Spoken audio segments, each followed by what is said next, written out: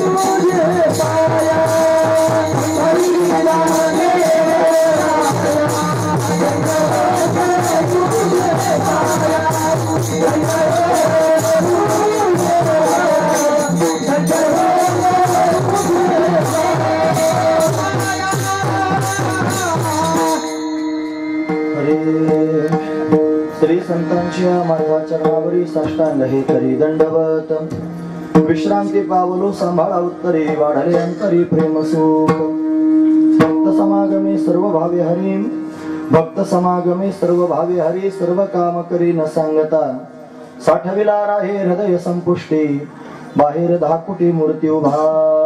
प्रस्तुत प्रतिवर्षीप्रमाणे याही वर्षी होणारा आपला हा अखंड हरिनाम सप्ताह या सप्ताहातील असणारी ही 7व्या क्रमांकाची म्हणजे जागराची असणारी भगवंताची कीर्तन रूपी सेवा ही अकारण करुणा वरून आले भक्तकाम कल्पद्रुम भगवान पांडुरंग परमात्म्याच्या अथांग करुणेने त्याच्या दयेने आणि या सर्व संयोजक मंडळींच्या माध्यमातून विशेष करून चौदार महाराजांच्या माध्यमातून आमच्या वाटेला आलेली आहे। सेवेकरिता निवडलेला अभंग जगद्गुरु तुकोबारायांचा आहे आणि जगद्गुरु तुकोबारा अभंगाच्या माध्यमातून देव भक्तांचा स्वभाव वर्णन करून सांगतात। काय सांगतात महाराज?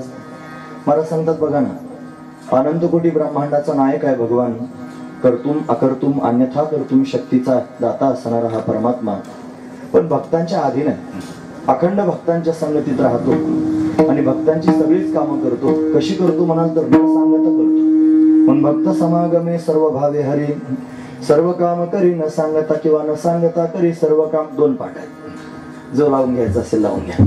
न सांगता सगळी कामं करतो, एवढंच करतो का म्हणे? नाही। भक्त जर म्हणले माझ्या हृदयात साठवला, माझा हृदयात साठवून राहतो। त्यांना जर वाटलं समोर भगवंतानं उभं राहावं तर दाकुटी मूर्ती घेऊन भक्तांच्या समोर उभं राहतो। म्हणून साठविला राहे हृदय संपुष्टी, बाहेर दाकुटी मूर्ती उभा, हृदयात साठवला जातो, बाहेर उभा राहतो। आणि काय करतो बाहेर उभा राहून? म्हणजे मागण्याची वास पाहे मुखाकडे, मागण्याची इच्छा अंतकरणात। भगवंतालाही वासना असते महाराज, पण भक्ताच्या सुखाची महत्वाची गोष्ट आहे। म्हणून भक्तांच्या मुखारविंदाकडे पाहतो आणि या भक्तांनी मला काहीतरी मागावं अशी अपेक्षा करतो। मागण्याची वास पाहे मुखाकडे, पण भक्त असे आहेत महाराज मागणीचा दिवस असून काही मागत नाही।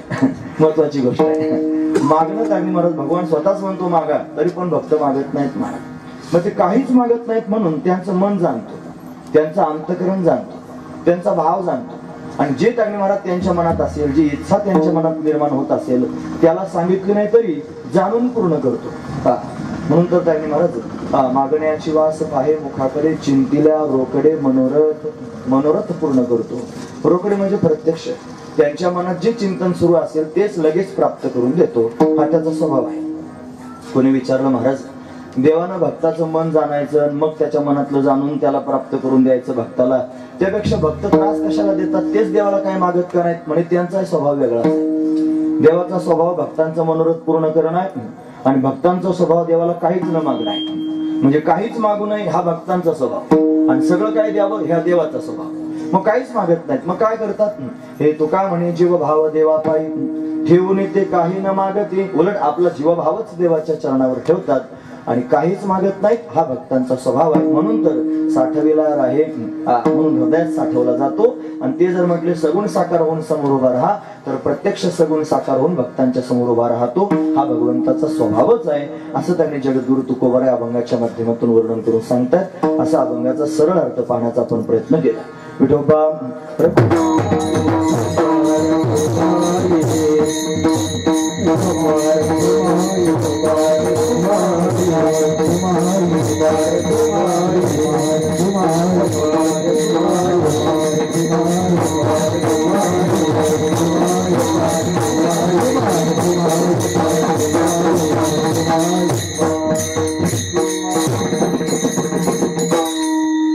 भक्त समागमे सर्व भावे हरी, सर्व काम करी न सांगता, साठविला राहे हृदय संपुष्टी, बाहेर दाकुटी मूर्ती उभा।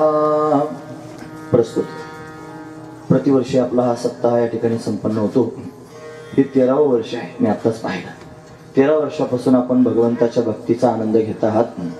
बऱ्याच वर्षांपासून सेवा सुरूच आहे। काहीतरी अधिष्ठान असावं म्हणून इथं आल्यानंतर कळालं, ज्यांच्या घरी आम्ही थांबलो होतो त्यांनीच मंदिराकरिता जागा दिली आणि मंदिर त्यांनी तुकोबारायांचं तयार झालं। अतिशय सुंदर असणारी गोष्ट आहे। धर्मकार्य त्यांनी करणं त्याच्याकरिताच माणसाचं जीवन आहे, परोपकारार्थच माणसाचं जीवन आहे। बऱ्याच गोष्टी परोपकारार्थ होतात। परोपकारार्थ वहंती नद्या, नद्या वाहतात परोपकाराकरताच। परोपकारार्थ दुहंती गाभा, गाय दूध देते परोपकाराकरताच। सूर्य उगवतो परोपकाराकरताच। तसं माणसाचं शरीर सुद्धा परोपकारार्थ इदम शरीरम, हे शरीर सुद्धा परोपकाराकरताच आहे। म्हणून त्यांनी या माध्यमातून परोपकार करावा। काय परोपकार आहे? सगळ्यात मोठं सत्कर्म जर जीवनामध्ये काय असेल, श्रीमद भागवत जर आपण सगळ्यांनी पाहिलं तर भागवतात असा एक प्रसंग आहे। आणि काय प्रसंग आहे? गोकर्ण महाराजांच्या समोर प्रश्न होता। काय प्रश्न होता की म्हणे नाही, नारदजींच्या समोर प्रश्न होता।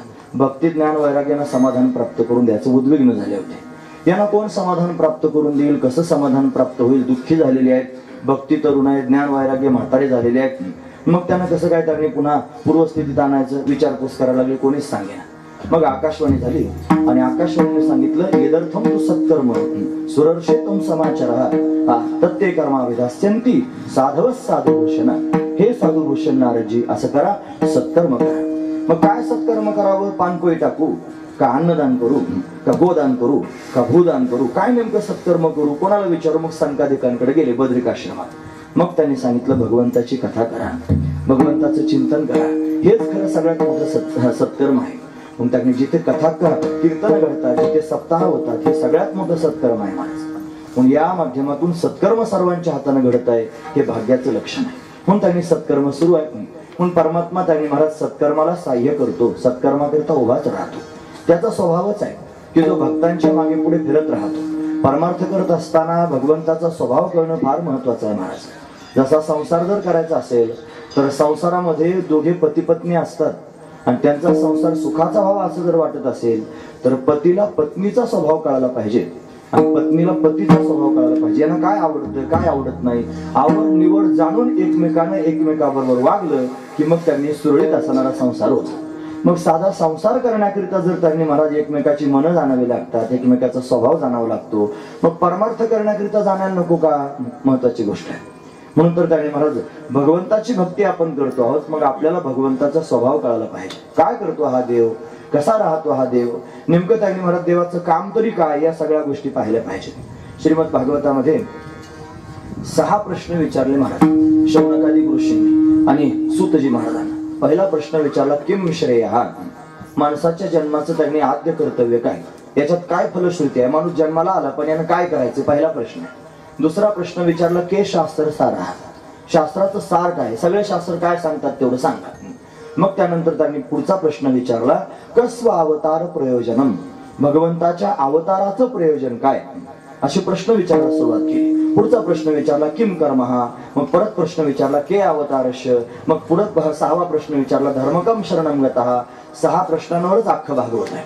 पण त्याच्यातला प्रश्न त्यांनी महाराज भगवंताच्या अवताराचं प्रयोजन काय, प्रयोजन म्हणजे फल, भगवान का अवतार धारण करून येतो, तर त्याचं उत्तर आहे जो त्यांनी अखंड भगवंताचं चिंतन करतो, जो स्वतःचं जीवन भगवंताला देऊन टाकतो, भगवंतानं त्याचा सांभाळ करावा.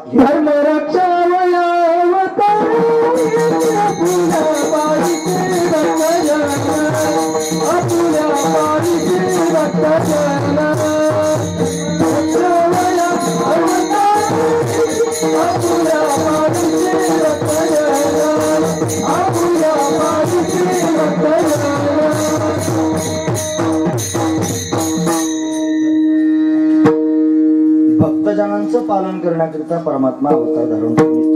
धर्मरक्षावय अवतार घेसी आपुल्या पाळीसी भक्तजना, एवढा एकच धंदा त्याला महाराज, बाकी काय काम नाही. देवनिया छत्र गदा हाची धंदा करीतो, भक्ता राखे पायापाशी दुर्जनाशी संहारी, त्याच्याकरिताच येतो. यदा यदा हि धर्मस्य ग्लानिर्भवति भारत अभ्युत्थानाम धर्मस्य तदात्मानं सृजाम्यहम्. आणि त्याच्या पुढचा मुद्दा, परित्राणाय साधूनां विनाशाय च दुष्कृतां धर्म संस्थापनार्थाय संभवामि युगे युगे. भक्तांना सांभाळण्याकरिता भगवंताचं प्राकट्य होतं. सांभाळतो म्हणजे नेमकं काय करतो महाराज वर्णन करून सांगतात, हे योगक्षेम त्यांचे जाणे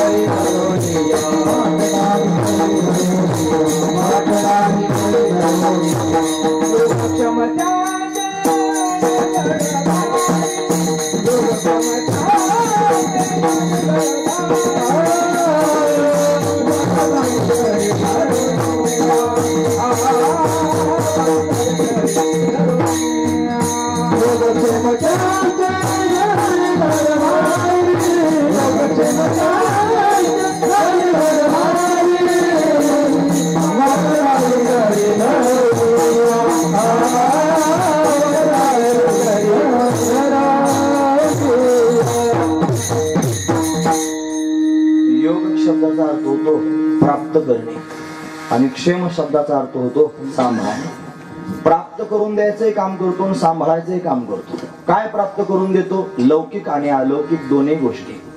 लौकिकातलं तर सगळं देतोच देतो, पण अलौकिक सुद्धा देतो. मोक्ष प्राप्त करून देतो, ज्ञान प्राप्त करून देतो. ज्ञान प्राप्त करणं सोपं, ज्ञान सांभाळणं अवघड आहे. ते सांभाळण्याकरिता वैराग्याची गरज पडते. माऊली म्हणतात विरक्ती वाचून काही आणि ज्ञानाशी तगण्याची नाही. विरक्ती जर नसेल तर ज्ञान टिकतच नाही, म्हणून वैराग्यामुळे ज्ञान टिकून राहत असते. नाही तर माणसाला ज्ञान प्राप्त होतं आणि ज्ञान प्राप्त झाल्यानंतर जर बिघडला तर मग मात्र त्यागणी महाराज ते ज्ञान टिकत नाही, ते संपून जातं, मावळून जातं. असा महत्वाचा भाग आहे. म्हणून ज्ञानही देतो आणि सांभाळण्याचे काम करतो. संसारातलेच सगळे त्यांनी पदार्थ देतो, त्यांची सगळी कामं करतो. त्यांच्या घरी त्यांनी कावडीनं पाणी भरतो, त्यांना चंदन उगाळून देतो, त्यांचे पाय दाबतो, त्यांचे धोने धुतो, त्यांची गाडगे मडके घडू लागतो, सगळी काम. श्रीखंड चंदना उगाळून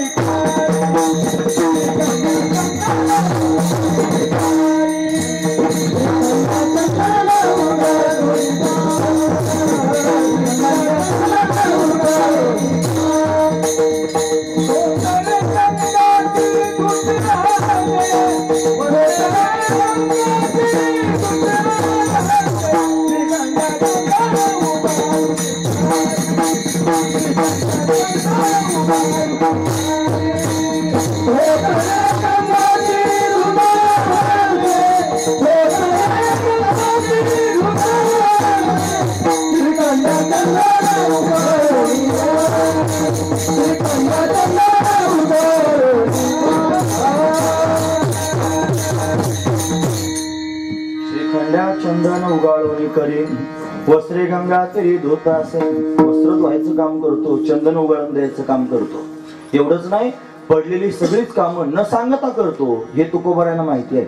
म्हणून भगवंताचा स्वभाव आहे की भक्ताची न सांगता सगळी कामं करणं. आणि हे त्यांनी सांगण्याकरिता विशेष रूपानं तुकोबाराय अभंगाच्या पहिल्या चरणात वर्णन करून सांगताय. भक्त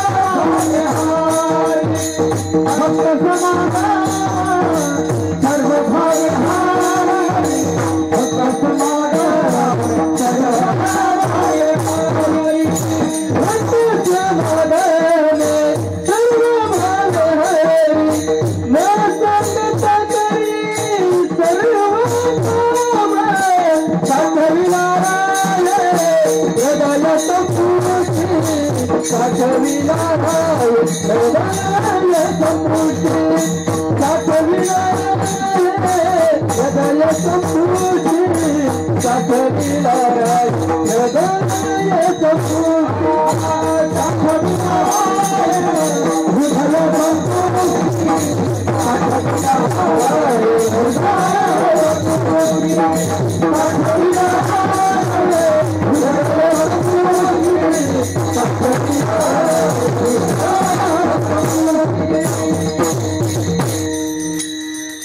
हरी हे भक्त समागमे सर्व भावे हरी सर्व काम करी न सांगता. भक्तांच्या संगतीमध्ये श्री हरी परमात्मा सगळी कामं करतो आणि न सांगता करतो. तुकोबाराय वर्णन करून सांगतात. सगळ्यांना कळालं, देव भक्तांच्या संगतीत न सांगता सगळी कामं करतो, हरी भक्तांच्या संगतीत न सांगता सगळी कामं करतो. कळालं, गोष्ट खरी आहे. श्री हरी काम करतो हे पण कळालं आणि भक्तांच्या घरी करतो हे पण कळालं. पण मला प्रश्न पडतो, कोणत्या भक्तांच्या संगतीत करत असेल? महत्वाची गोष्ट आहे, कारण आपण सारे भक्तच आहोत ना महाराज. आपल्या नाव पुढे शिक्काच असतो हा भ प. आपण सारे हरिभक्तीपर आहे. नका का कळणं भक्ती कशाला म्हणतात. हा, कशाबरोबर काय करतात भक्तीचं काहीच माहित नाही, पण हा ब प सगळे. मग सगळेच जर भक्त आहेत, मग आपल्या घरी कुठे आला काही काम करायला? धुणं धुवायला, चंदन उगाळायला, काय काम करायला आला? भक्तांच्या घरी करतो ना. मग सगळ्या भक्तांच्या घरी केलं पाहिजे ना, सगळ्यांच्या घरी नाही करत, मग भक्ताच्याच घरी करतो. महत्वाची गोष्ट आहे, कारण काही चायनीज भक्त सुद्धा असतात, डुप्लिकेट. हा, भक्ती कळाली पाहिजे ना. भक्ती म्हणजे काय? भक्तीची व्याख्या नारदजी महाराजांनी सांगितली.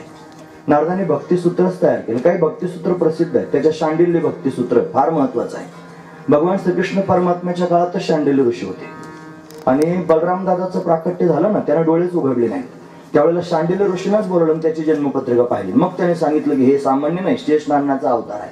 ते शांडिल्य ऋषी ज्यांनी श्रीकृष्ण परमात्म्याच्या बाललीला प्रत्यक्ष डोळ्यानं पाहिल्या. मग भक्ती कशाला म्हणतात हे जगाच्या समोर प्रगट करण्याकरिता शांडिल्याने सूत्र लिहिले, भक्ती सूत्र. तसे नारदांनी सुद्धा भक्ती सूत्र लिहिले. पहिलंच सूत्र लिहिलं महाराज, आता तो भक्ती व्याख्या श्याम. मी भक्तीची व्याख्या सांगतो. काय भक्तीची व्याख्या? त्याने सांगितलं, सा तस्मिन् परम प्रेम रूपा, जी प्रेम स्वरूप आहे तिला भक्ती असं म्हणतात. अहो प्रेम स्वरूपा म्हणजे नेमकं काय? प्रेम करणं म्हणजे काय? म्हणजे मुख आस्वादनवत. मुक्या माणसाला साखर खायला दिली, तुम्ही ऐकतात ना सर्वजण, महत्वाचा मुद्दा. आता मी तुम्हाला 11:30 वाजेपर्यंत सोडणार नाही आणि परत प्रश्न विचारित नाही. 12 नाही वाजवणार. 9:30ला कीर्तन सुरू झालं आणि मी 11:30 वाजेपर्यंत कीर्तन करीन. जर त्याच्यात माझं भांडवल संपलं तर थांबेल, तसं काही नाही, चिंता करू नका.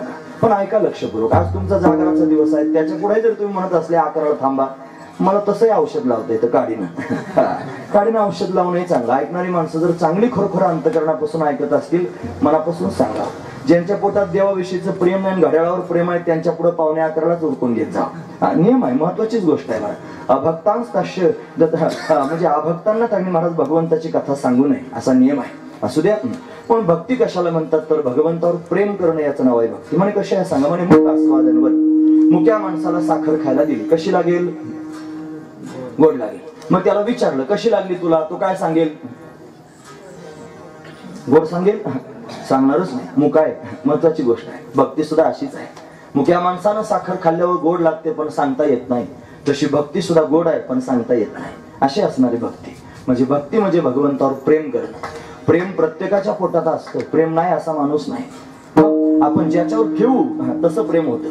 हे आपल्या पोटातलं प्रेम जर आपण व्यक्तीवर केलं ना, तर त्या प्रेमाला नाव येतो मोह. तुम्ही ऐकतात ना सर्वजण? महत्वाचे मुद्दे आहे का? व्यक्तीवर प्रेम करत असाल तर तुम्ही मोहात अडकलेले आहात. आपल्या पोटातलं प्रेम जर आपण एखाद्या वस्तूवर ठेवलं तर त्याला आसक्ती म्हणतात. आसक्ती नंबर 2. प्रेम जर वस्तूवर ठेवलं की आसक्ती, धनावर सोन्यावर प्रेम ठेवलं की आसक्त होतो मनुष्य. आणि नंबर 3, भगवंतावर केलेलं प्रेम त्याचं नाव आहे भक्ती. व्यक्तीवर केलेलं प्रेम म्हणजे मोह, वस्तूवर केलेलं प्रेम म्हणजे आसक्ती आणि भगवंतावर केलेलं प्रेम म्हणजे भक्ती. जो भगवंतावर प्रेम करतो त्याला भक्त म्हणत जावं. सगळं प्रेम भगवंतावर आहे ज्याचं, तो खरा भक्त आहे. वैष्णव तो जया अवघी देवावरी माया. ज्याचं सगळं माया म्हणजे प्रेम, ज्याचं सगळं प्रेम देवावर आहे तो खरा भक्त आहे. म्हणून त्यांनी भक्त महत्वाचा आहे. भक्तावर, भक्ताची सगळी कामं भगवान करतो, महत्वाची गोष्ट आहे. कसा असला पाहिजे भक्त? कोणता भक्त? शास्त्रात जर पाहिलं तर गीता 4 प्रकारचे भक्त सांगते. ती म्हणते चतुर्विधा भजन्ते माम. 4 प्रकारचे. पहिला भक्त आहे आर्त, दुसरा आहे अर्थार्थी, तिसरा आहे जिज्ञासू, चौथा आहे ज्ञानी. 4 प्रकारचे भक्त आहेत. उगाच त्यांचा पसारा मांडून तुमच्या समोर बाकीच्या त्यांनी वेळ कशाला लांबवत बसू. 2च पाहू आपण, महत्वाचे 2 आहेत. त्यात 2 प्रकार करू. 4 भक्तांमध्ये 2 प्रकार करू. एक प्रकार आहे बहिरंग भक्त आणि दुसरा प्रकार आहे अंतरंग भक्त. बहिरंग आणि अंतरंग दोन्ही भक्तच आहेत. एक बाहेरून त्यांनी भक्ती करणार आणि एक आतून भक्ती करणार. 2 पाहताना दोघं सारखेच दिसतात महाराज. दोन्ही दिसती सारखे, वर्म जाणे तो पारखे. तो पारखीच जाणू शकतो याच्यातलं वर्म काय, खरा कोणता आणि खोटा कोणता. पंढरीच्या वारीला हजारो लाखो लोक त्यांनी चालायला सुरुवात करतात. सगळेच काय मनापासून जातात का वारकरी? काय हौशे असतात, काही नवशे असतात, काही गवशीच असतात. माऊलींच्या पासून चालायला सुरुवात केली की पुण्यापर्यंतच चालतात. मोकळ्या पिशव्या घेऊन जातात. पिशवीत पिशवी 4-5 घेऊन जायचे एखादे. मग ते पुण्यापर्यंत गेले की लोक कोणी चप्पल देतं, कोणी छत्री देतं, कोणी ब्लँकेट देतं, कोणी आणखी काय खाऊचे पुढे देतं. मग एक मोकळी पिशवी बाहेर येते. मग सगळं एवढं भरायचं की उचलणारच नाही अशी अवस्था झाली. मग बरोबर आलेल्या माणसाला म्हणायचं जरा कसकसच आली थोडी, चालवूनच मला म्हणे आता मला वाटतं घरी जावं, पुण्यातूनच गाडी धरून घरी. महत्वाची गोष्ट आहे. सगळेच वारकरी त्यांनी महाराज काही अंतकरणापासून भगवंताकडे जातात असे नाही. काही नकली सुद्धा घुसतात महाराज. वारकरी व्हायला काय फार कठीण आहे का? बाहेरून त्यांनी महाराज पांढरे फॅक दिसतात. कपडे बांडे कपडे घालायचे तर पांढरे घालायचे. दुसरं काय घालायचं? माळ घालायला काय फार अवघड आहे का? 5 रुपयाची तर माळ भेटते. बरं बुकाला 2 रुपयाची बुकेची पुडी किती रुपये झाले? 7 रुपये झाले. पांढरे कपडे 7 रुपयाचं त्यांनी झालं काम. आणि 2 रुपयाचं ब्लेड खिशात घालायचं म्हणजे झाले 9 रुपये. 9 रुपयात पक्का झाला आणि घुसला वारकऱ्यांमध्ये. भगवंताचं भजन करणारा भगवंताचा भक्तच असतो. जो ओरिजिनल वारकरी असतो ना, ओरिजिनल भक्त, तो पडशी पताक उचलतानाच मनात संकल्प करतो, देवा तुझ्या दर्शनाकरता निघालोय, मला असं वाटतं की या वारीच्या माध्यमातून तुझ्यापर्यंत चालत यावं आणि तुला डोळे भरून पाहावं. तुला पाहण्याची आस लागलेली. वाटोले पाहता शिनले डोळुले दाविसे पावले कैव डोळा तुमाय माऊली कृपेची सावली विठ्ठले पाहिली वास तुझी काबा मोकलेले कोणा निर्विले कठीण कैसे झाले हृदय तुझे.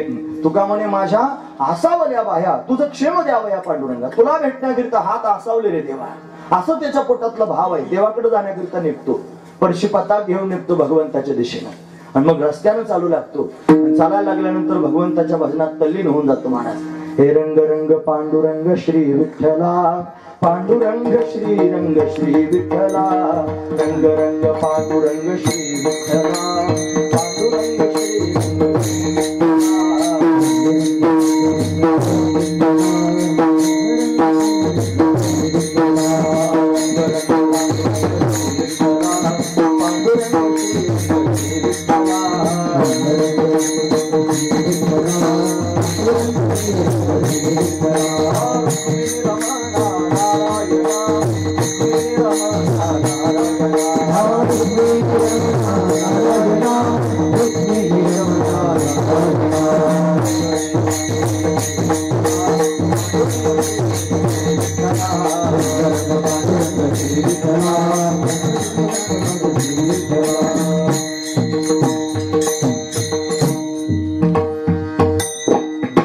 रंग रंग रंग पांडुरंग श्री विठ्ठला पांडुरंग श्री रंग श्री विठ्ठला रुक्मिणी रमणा नारायणा रुक्मिणी रमणा नारायणा असं भजन करू लागतो आणि भजनात विभोर होतून उड्या मारायला सुरुवात करतो. विभोर होऊन उड्या मारतो छंदात. आणि तो ज्यावेळेला उड्या मारायला सुरुवात करतो ना ओरिजिनल त्या टायमाला हा जागा होतो. त्याचं 2 रुपयाचं प्लेट बाहेर निघतं आणि हे उड्या मारायला लागलं की त्याचा खिसा कापून घेतो महाराज. असे कितीतरी सापडतात. बाहेरून पाहिलं तर कपडे कसे असतात पांढरे. गळ्यात माळ असते की नाही असते. कपडाला गंधही लावतो. तोंडाला त्यांनी देवाचं नावही घेतो. पण खिशामध्ये त्यांनी महाराज धारदार वस्तू घेऊन फिरतो. मग मला तुम्ही सांगा खरा वारकरी कोणता खरा भक्त कोणता. जो भगवंताच्या चिंतनात तल्लीन झाला तो खरा अंतरंग भक्त आहे. आणि हा फक्त नकली झालेला भक्त आहे. हा बाह्यांगानच भक्ती करतो. काही लोक नाटक म्हणूनच वारीला जातात महाराज. स्वतःच काहीतरी साधाय करता जातात. म्हणून त्यांनी अशी जातात बहिरंग भक्त आणि अंतरंग भक्त. म्हणून त्यांनी 2 प्रकारचे भक्त पाहायला मिळतात.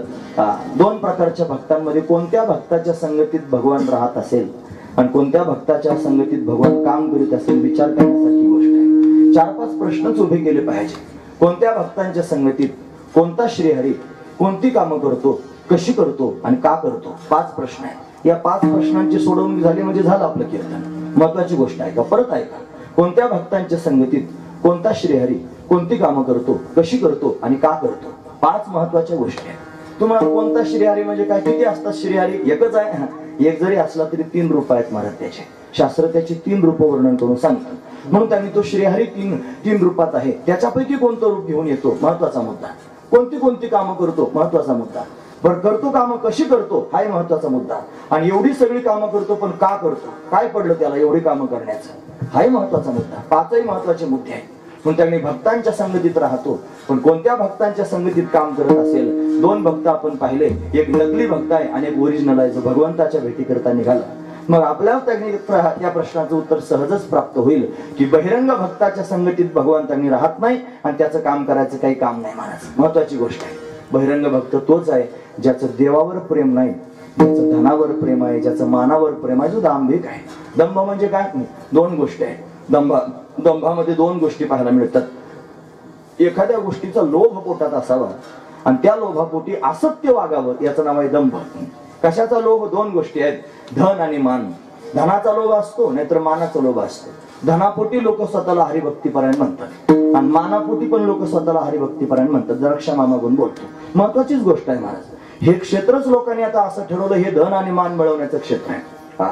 हरिभजन के 3 गुण हर कोई लागे पाव खाने को मिष्टान्न मिले अंत में वैकुंठ को जाओ. खायला मस्त पैकी मिळतंय. लोक पाया पण पडतात आणि पाया पडून पुन्हा त्यांनी एवढा आदर करतात. महत्वाची गोष्ट आहे. मग तिकडे इंजिनियर आणि डॉक्टर होण्यापेक्षा बुवा झालेलंच काय वाईट आहे. सरळ गोष्ट आहे. म्हणून तर त्यांनी महाराज याच्याकरिता नाही हे भगवंताच्या प्राप्ती करताय आणि भगवंताच्या प्राप्तीकरिता करत असलो तर अंतरंग भक्त आणि संसार करण्याकरिता जर परमार्थ करत असला तर बहिरंगच भक्त आहे. म्हणून त्यांनी बहिरंगाच्या संगतीत भगवान राहत नाही, अंतरंगाच्या संगतीत राहतो. ज्याच्या पोटात भगवंताच्या भेटीची आस आहे त्याचाच करता भगवान धावत येतो. महत्वाची गोष्ट आहे. त्याची चक्रपाणी वाटपाणी संपदा सोहळा नावडे मनाला लागला टकळा पंढरीचा जावे पंढरशी आवडे मनासी कधी एकादशी आषाढी तुका म्हणे ऐसे आर्त ज्याचे म्हणे त्याची चक्रपाणी वाट पाहे त्याची भगवान वाट पाहतो, त्याच्या मागे मागे फिरतो. महत्वाची गोष्ट आहे. म्हणून पहिला प्रश्न आहे कोणत्या भक्तांच्या संगतीत? अंतरंग भक्तांच्या संगतीत प्रश्न मिटला. दुसरा प्रश्न कोणता हरी? किती हरी असतात? शास्त्रानं भगवंताची 3 रूप सांगितली. पहिलं रूप आहे भगवंताचं निर्गुण निराकार. दुसरं भगवंताचं रूप आहे सगुण निराकार आणि तिसरं भगवंताचं रूप आहे सगुण साकार. 3 प्रकारचा हरी. निर्गुण निराकार हरी. निर्गुण निराकार कसं म्हटलं? कशा पद्धती मौलिक ज्ञानोबा आहे त्याचं वर्णन करून सांगतात. हे सत्य ज्ञानानंत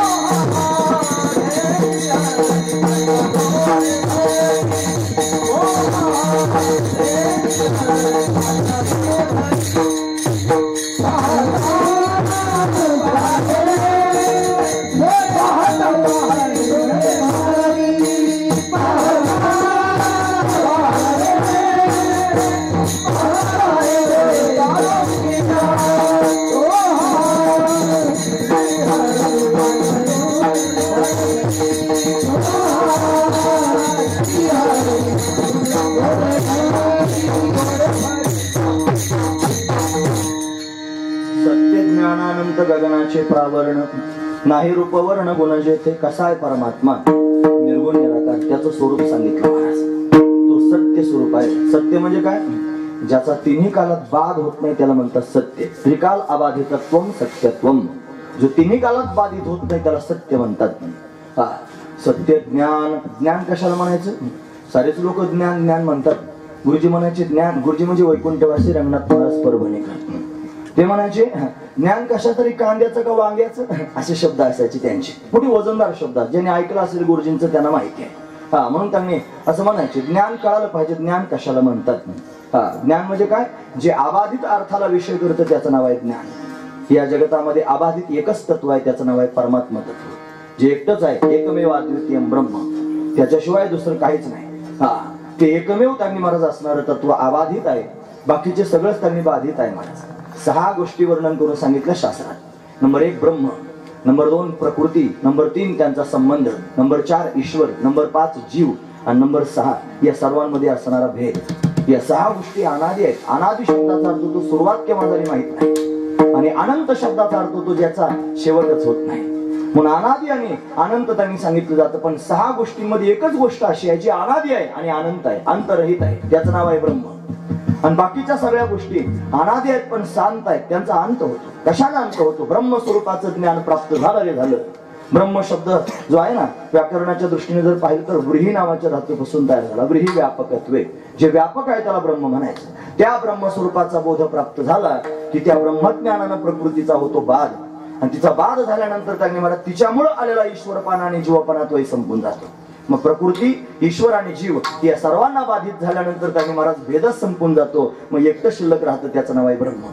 मग त्या ब्रह्मस्वरूपाला जे विषय करतं त्याचं नाव आहे ज्ञान. म्हणून अबाधित अर्थाला जे विषय करतं त्याचं नाव आहे ज्ञान. म्हणून सत्य स्वरूप आहे परमात्मा, ज्ञान स्वरूप आहे परमात्मा, अनंत स्वरूप आहे परमात्मा, गगनासारखा व्यापक आहे परमात्मा. तो परमात्मा श्रीहरी आहे. त्याला श्रीहरी म्हटलं. तो हरी श्रीहरी आणि पाहिला डोळे भरी तोच श्रीहरी आहे. सत्य ज्ञानानंत आनंद अद्वय नित्य निरामय जे का निज ध्येय योगियांचे देहे समचरण साजरे विटेवरी तोच श्री हरी आहे जो आनंद अद्वय नित्य निरामय स्वरूप आहे निर्गुण निराकार. पहिला श्री हरी आहे निर्गुण निराकार.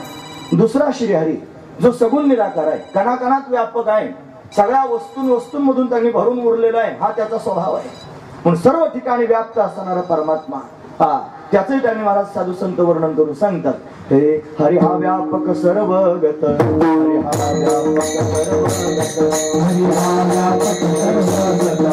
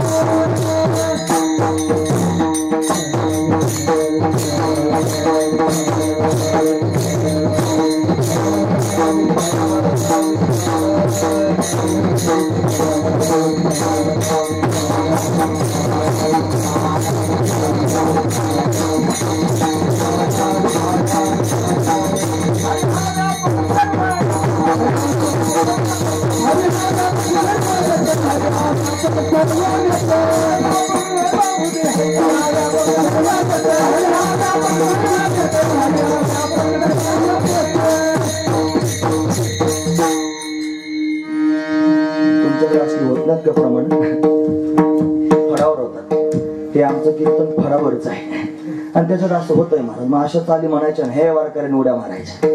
आता वारकरी ढेपले महाराज एकादशीचे त्याच्यामुळे हलच नाही अजिबात कोणी हलायला पाहिजे. म्हाताऱ्या माणसाला नाही म्हणत मी पोरासोराने हल्लं पाहिजे. आणि काय लाजायचं लोकांना हे काय सांगणार आहेत घरी जाऊन काय म्हणतील फार तर फारुणी नाचत होत. देवाच्या छंदात नाचणाऱ्याचं केवढं कौतुक महाराज. धन्य जगी तोची एक हरी रंगी नाची.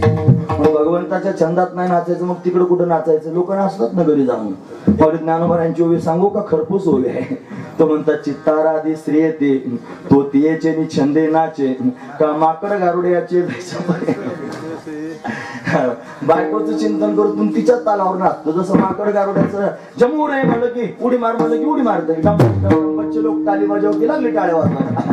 असं त्यांनी कुठे नाचू नये. नाचायची जागा हीच आहे महाराज. भगवंताच्या छंदात नाचा असू द्या.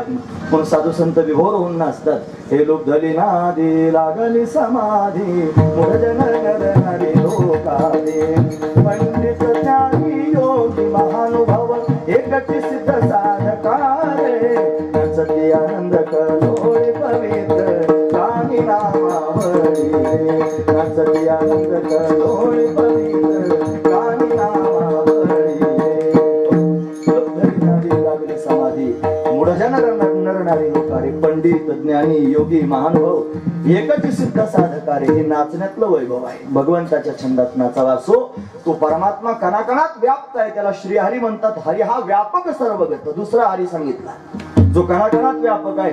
पहिला हरी निर्गुण निराकार हरी. तुम्ही ऐकतात ना पण सर्वजण जरा जड वाटतंय का मी गिअर चेंज करू का नको ना ऐकण्यासाठी महत्वाची गोष्ट आहे माझी. हे सुद्धा कळालं पाहिजे. हे सुद्धा कळणंच महत्वाचं आहे. बाकीचं काय ऐकणार. 2 तास कीर्तनकार येतो चाटके चुटके सांगून जर निघून जात असेल आणि लोकांना फक्त हसवीत असेल त्याच्यापेक्षा त्याने कीर्तन करायचं सोडून सरकशीत भक्ती झालं पाहिजे. आणि तिथे जाऊन त्यांनी हलून चालून लोकांना विनोद करून हसवलं पाहिजे. त्याच्याकरिता थोडंच कीर्तन आहे. कीर्तन कशाकरिता आहे माहितीये का. म्हणून भक्ती ज्ञानाविरहित इतरा गोष्टी न कराव्या. प्रेम भरे वैराग्याच्या युक्ती विवराव्या जेणेकरून मूर्ती ठसावी आंतरी श्रीहरीची. ऐसे कीर्तन मर्यादा आहे संतांच्या घरची. मग भक्ती सांगावी ज्ञान सांगावं वैराग्य सांगावं प्रेम सांगावं. भगवंताची मूर्ती हृदयात ठसेल असं काही सांगावं की बाकीच 2 तास त्यांनी भरडत राहावा अजिबात नाही. रीतसर कीर्तन करावं महत्वाची गोष्ट आहे. आमची परंपरा रीतसर कीर्तन करण्याचीच आहे. आमचे गुरुवरी बाबा त्यांनी गडावर त्यांनी राहतात, परमपूजनीय आदरणीय संत चरणद्र श्री छगन महाराज मालुसरे जे बाळनाथ गडावरचे बाबा आहे, त्यांचे गुरु होते कोंडी काका म्हणजे सोमेश्वरगिरी महाराज जे त्यांनी बेटावरची त्यांची परंपरा म्हणजे ती योगायोगानं जुळून आली तुमच्याकडे आताही. महत्वाचं कालचे जे कीर्तनकार होते ना श्यामानंदगिरी महाराज ते आमच्याच गडावर त्यांनी होते, आता ते दुसरीकडे राहायला गेले पण आमच्याच बाबांचे ते शिष्य आहेत पूर्वीचे. असू द्या. म्हणून तर त्यांनी महाराज हे लक्षात घेतलं पाहिजे. दोन प्रकारचा हरी आतापर्यंत आपण पाहिला. पहिला हरी पाहिला निर्गुण निराकार, तोही कळाला पाहिजे, त्याचंही वर्णन कळालं पाहिजे. मला श्रीमद भागवतामध्ये व्यासदेवांनी भगवंताची वंदना केली पण कोण्या देवाचं नाव नाही घेतलं. गणपतीचं नाव घेतलं नाही, शंकराचं घेतलं नाही, विष्णूचं घेतलं नाही, देवीचं घेतलं नाही, सूर्याचं घेतलं नाही. 5 देव आहेत ना देव पंचायत, कोणाचंच घेतलं नाही. सत्य तत्वाचं नाव घेतलं. निर्गुण निराकार असणारा परमात्मा त्याचं नाव घेतलं महाराज. हरी येऊन तर प्रविश्य मम वाच असं म्हणत त्यांनी भगवंताचं चिंतन केलं जातं. तो परमात्मा त्यांनी दिव्य आहे. म्हणून त्यांनी जन्माद्यस्य असं त्याला म्हटलं जातं. जन्माद्यस्य यतोन वयाद इतरतच चार्थेश्व भिज्ञ स्वराट तेने ब्रह्मरदाय आदि कवयो मुह्यन्ति सूर्य तेजोवारी मृदाम यथा विनिमयो यत्र त्रिसर्गो मृषा धामना स्वेन सदा निरस्तकोहकम सत्यम परम धीमहि. सत्य तत्व म्हणजे परमात्मा आहे, तो निर्गुण निराकार आहे. तोच परमात्मा सगुण निराकार कानाकारात व्यापक आहे आणि तोच परमात्मा सगुण साकार रूपाने प्रत्यक्ष भक्तांच्या समोर उभा राहतो. त्याला सगुण साकार हरी म्हणत जावं. निर्गुण निराकार आहे, सगुण निराकार आहे आणि सगुण साकार आहे. 3 हरीची रूप आपण पाहिली. मग कोणता हरी भक्तांच्या संगतीत काम करायला येत असेल जरा विचार केला तर निर्गुण निराकार असणारा परमात्मा जर आपण पाहिला तर त्या रूपात येत नाही. तोच येतो पण निर्गुण निराकार रूपात येत नाही. सगुण निराकार रूपात जर पाहिलं तर दगडात आहे, मातीत आहे, झाडात आहे, मंडपात आहे, खांबात आहे, सगळ्या दुनियात आहे. पण त्या रूपाने येत नाही. खांब होऊन काम करायला येत नाही, दगड होऊन काम करायला येत नाही. महत्वाची गोष्ट आहे सगुण निराकार हरी येत नाही. मग कोणता येईल म्हणे सगुण साकार. कसं रूप धारण करून येतो अतिशय सुंदर. हे राजस सुकुमार मदनाचा पुतळा, राजस सुकुमार मदनाचा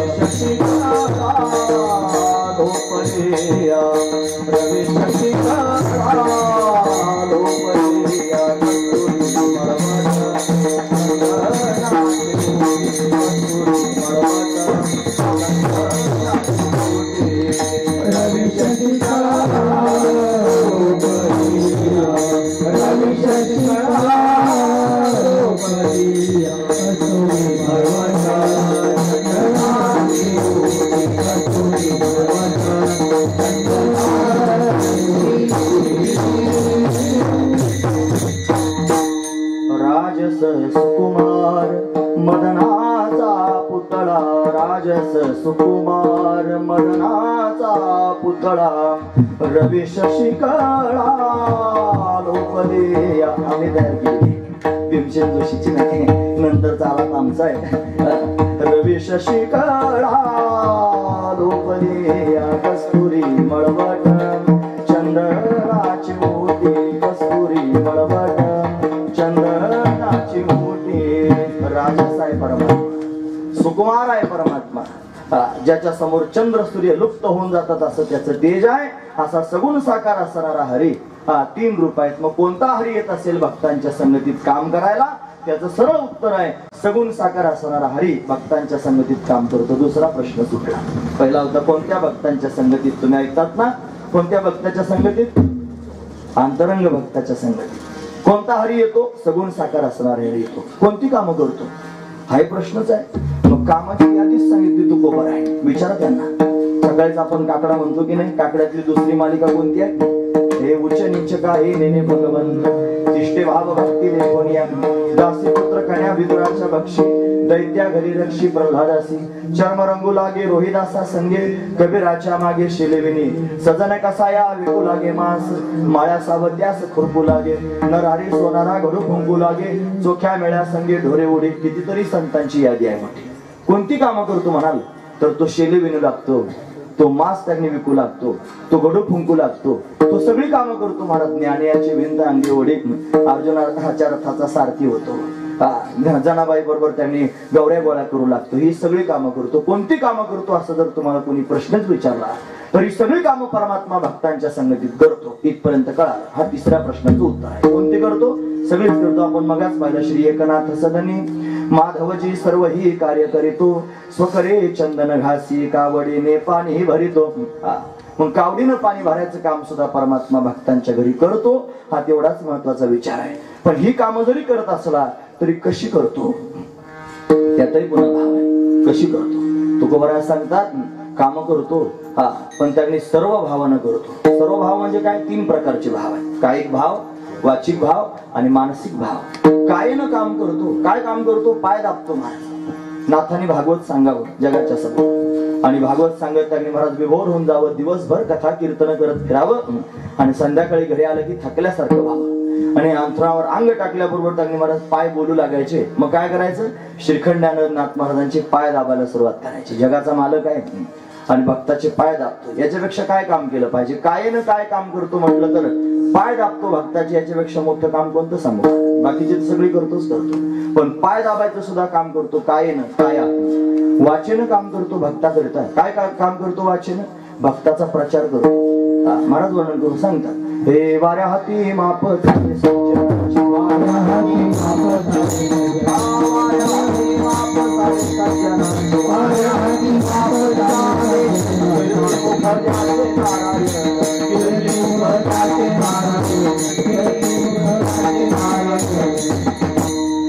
हाती माप चाले सज्जनाची कीर्ती वाढवतो. साधूचा मानू दिवसे साधूचा मान त्यांनी वाढवतो. स्वतःच त्यांनी भक्तांचा प्रचार प्रसार करतो. कीर्तिमुख त्याचे नारायण. वाचेनं काय सेवा करतो? भक्तांचा प्रचार करतो. नंबर 2 काया वाचा आणि मनाने भक्तांची सेवा करतो. कसं काय? नारदजी महाराज एकदा नारायण नारायण करत बद्रीनाथाला गेले होते. तुम्ही जर कधी बद्रीनाथाला गेले असाल तर बद्रीनाथाची मूर्ती अशी बसलेली आहे. डोळे बंद करून हातावर असे हात ठेवून ध्यानस्थ मुद्रेत भगवान बसलेले आहेत.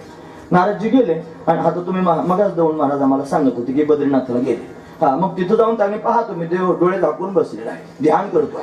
आता विशेष गोष्ट अशी आहे नारदजी महाराज गेले आणि देवाला पाहिलं. देव ध्यान करीत होता. त्याला विचारलं म्हणे देवा अरे सगळं जग तुझं ध्यान करताय हे आम्हाला माहिती आहे पण तू कोणाचं ध्यान करतोस? विशेष गोष्ट ऐकण्यासारखीच आहे. देव कोणाचं ध्यान करतो? देवाला विचारलंच कोणाचं ध्यान करतोस? मग देवानं सांगितलं नारदा खरं सांगू का? सगळं जग जरी माझं ध्यान करीत असलं ना तरी सुद्धा मी ध्यान करतो माझ्या भक्तांचं. मी अखंड भक्तांचं ध्यान करतो, अखंड भक्तांचं चिंतन करतो. भक्ताशिवाय मला आहेच कोण? जशी घार हिंडते आकाशी लक्ष तिचे पिलापाशी. जसं घारीचं लक्ष पिलाजवळ असतं तसं भगवंताचं सगळं लक्ष भक्ताकडे लागलेलं असतं. म्हणून मनानं त्यांनी अखंड भक्ताचं चिंतन करणारा हा परमात्मा मनाने त्यांनी महाराज भक्ताच्या हिताचाच विचार करत राहतो.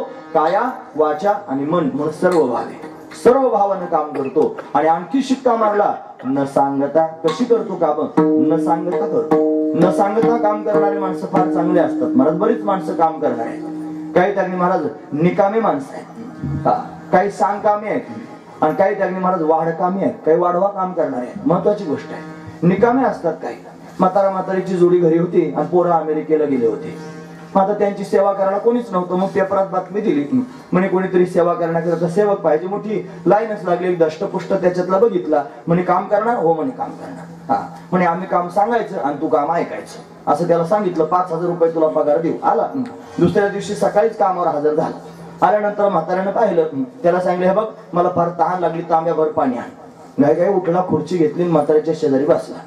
बसल्यानंतर ऐकलं असं त्यानं तांब्याभर पाणी घेऊन ये आणि तरी बसून राहिलं. म्हातारा मला काय पाणी आणत नाही? तुम्हाला तुमची काय बोली होती? तुम्ही काम सांगायचं आणि मी काम ऐकायचं. तुम्ही सांगितलं पाणी आण, मी ऐकलं म्हणे कानाने. काम करायची बोली नव्हती, सांगायचं ना ऐकायचं एवढंच मला ठरलं होतं.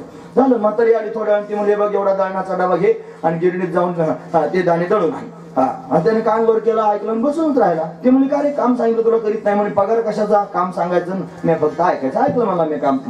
हे निकामी काही काम नाही करायचं, नुसतं फक्त ऐकायचं. अशी पण एक काम करणाऱ्या लोकांची पद्धत आहे. काही त्यांनी महाराज असे काही विशेष असतात. महाराज जातो का अमक्याच्या घरी एखादी वस्तू घेऊन ये, मग ते घरीच नसले मग अरे असतील घरी जा, त्यांच्या घराला कुलूपच असलं मग अरे तू जा तर खरं, तिथं जर कुत्रा असलं मग म्हणजे इतक्या चौकशा करायचं, जायचं तर कामच नाही महाराज काही. म्हणजे अशी काही असतात. पण त्याच्या पुढचा एक वर्ड आहे वाढवाच काम करून ठेवायचं. एक म्हातारी आजारी होती, फारच सिरियस होती आणि ती आजारी पडली ना, डॉक्टरांना बोलावलं, ते आले, त्यांनी तपासल्यानंतर औषधं लिहून दिले आणि नोकराला बोलावलं, जाय मेडिकल मध्ये जाऊन औषधं घेऊन 1000 रुपयाची नोट त्याच्या हातात दिली आणि दिल्यानंतर त्याने घेतली, तो निघाला. 1000 रुपयाची असतील नोट नाही का, असू द्या. मग घेतली त्याने नोट आणि निघाला महाराज. आणि गेल्यानंतर त्याने मेडिकल मध्ये गेला, औषधं आणले त्याने 500 रुपयाचे. 500 रुपये शिल्लक राहिले.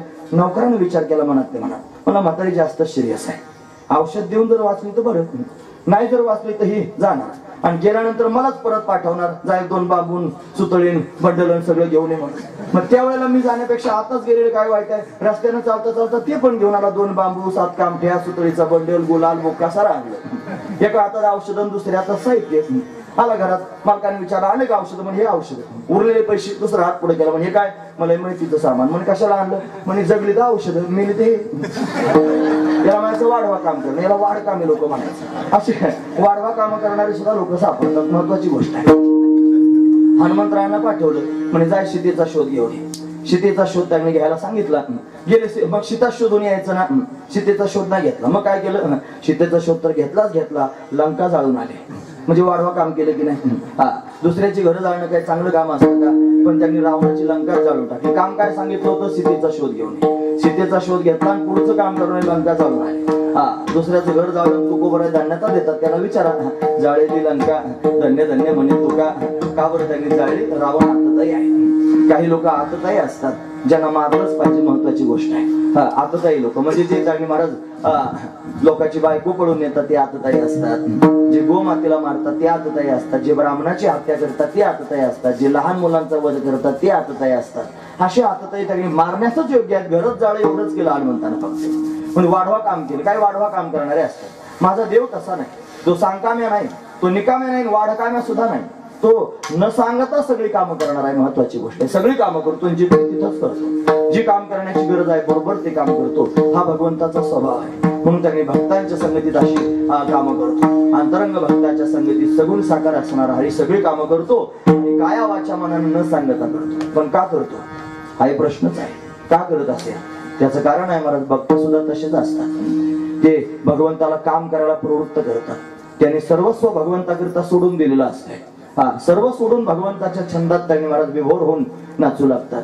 त्यांना माय बापाची सुद्धा पर्वा नसते. आई बापाही सोडून देतात. भक्त ऐसे जाना जे देही उदास गेले आशापाश निवारोणी, विषय तो त्यांचा झाला नारायण, नावडे जनधन माता पिता. भक्त कसे असतात हे आधी पाहिलं पाहिजे.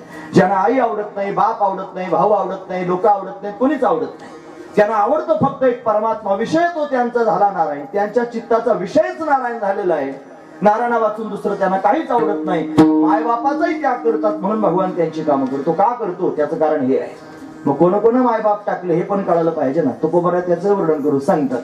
हे प्रल्हादे जनक राजमाता निंदू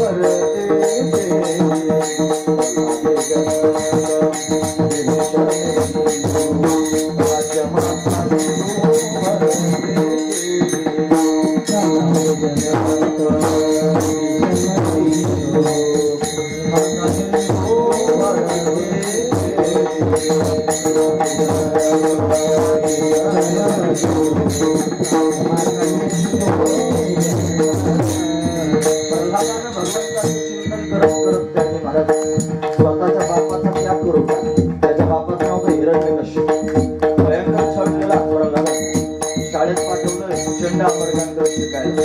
आणि मग एक दिवशी विचारलं बापानं, मला काय शिकतोस, तुला आवडतं का? मला त्यांचं काय आवडत नाही. मग तुला काय आवडतं सांग. त्यानं सांगितलं मला भगवंताची भक्ती करायला आवडते.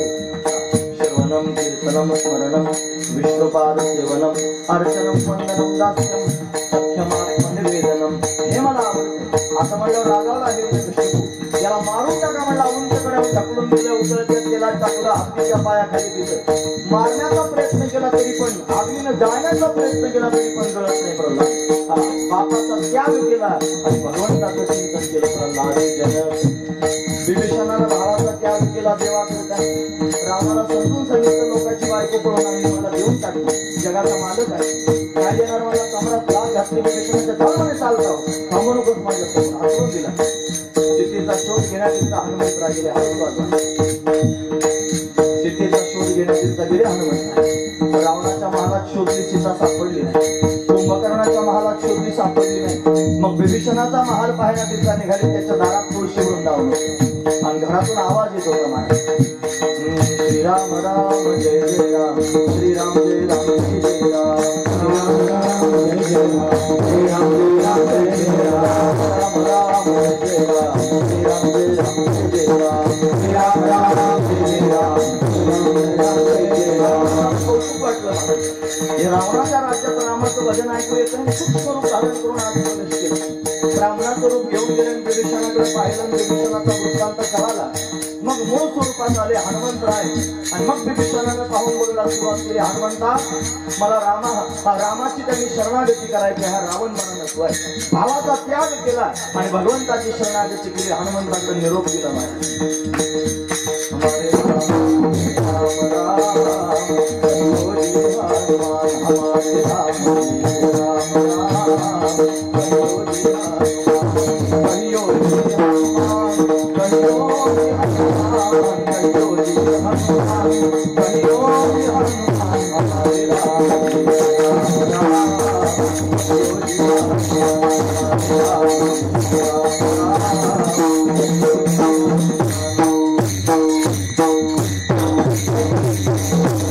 हमारे राम जी से राम राम कहियो जी हनुमान. हनुमंता रामाला राम राम सांग. रावणाचा त्याग केला आणि रामाचा स्वीकार केला, भाऊ टाकून दिला. भरताना त्यांनी आई आणि राज्य टाकून दिलं देवाकरता. कोण आहे आता सध्या जगात असा देवाकरता आई बाप टाकून देणार?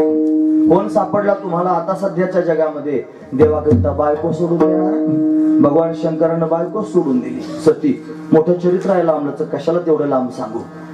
पण तिनं सीतेचं रूप धारण केलं आणि भगवान शंकर सीतेला स्वतःची आई रामाला पिता समजतात. मग तू माझ्या आईचं रूप धारण केलंस, आता माझी पत्नी होऊ शकत नाहीस. दुसऱ्या आसनावर बसवली. मला त्याग केला बायकोचा, देवाकरता त्याग केला, रामाकरता शंकरानं. महावैष्णव आहे म्हणून देवाकरता बायको सोडून दिली, देवाकरता त्यांनी बाप सोडून दिला, देवाकरता आई सोडून दिली, देवाकरता भाऊ सोडून दिला, देवाकरता संसार जाळून टाकला. असे बघताय देव का त्यांची कामं करतो असाच जर प्रश्न तुमच्या मनात असेल तर ज्यानं सगळं सोडलं देवाकरता, देवाला त्याची कामं करावी लागतील. का करतो हे त्याचं उत्तर आहे. पाचही प्रश्नांची उत्तर मिळाली. कोणत्या भक्तांच्या संगतीत करतो म्हणे? अंतरंग भक्ताच्या संगतीत करतो. कोणता श्रीहरी काम करतो? सगुण साकार श्रीहरी काम करतो. कोणती कामं करतो? त्यांची सगळीच कामं करतो. अख्खा अभंगच आपण पाहिला. कशी करतो? काया वाचा मनानं न सांगता करतो. आणि का करतो? ते सर्वस्व त्याला देतात म्हणून त्याची कामं करतो. महत्वाची गोष्ट आहे. एवढंच करतो का म्हणे? नाही. त्या भक्तांना जर वाटलं भगवान हृदयात साठवला जावा, हृदयात राहतो. त्यांना जर वाटलं बाहेर उभा राहावा, बाहेर उभा राहतो. ही गोष्ट अभंगाच्या दुसऱ्या चरणात वर्णन करू. साठविला राहे